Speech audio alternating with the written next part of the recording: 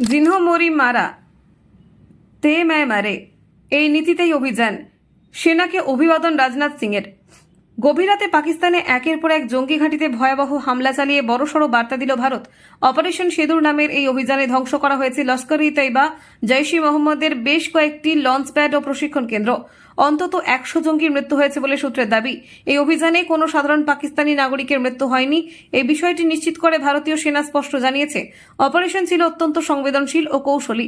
বুধবার প্রতিরক্ষা মন্ত্রী রাজনাথ সিং এক অনুষ্ঠানে সেনাকে অভিনন্দন জানিয়ে বলেন, গতকাল রাতে ভারতীয় সেনা এক নতুন ইতিহাস তৈরি করেছে। তারা অত্যন্ত সতর্কতার সঙ্গে এই অপারেশন চালিয়েছে। রাজনাথ সিং বলেন, যারা আমাদের নিরাপরাধ মানুষদের মেরেছে, সেনা শুধু তাদেরই লক্ষ্য করেছে। সেনা কাজ করেছে সেই আদর্শ মেনে, জিনহোম মোরি মারা তে मैं মারে, অর্থাৎ যারা আমাদের ক্ষতি করেছে তাদেরই জবাব দেওয়া হবে।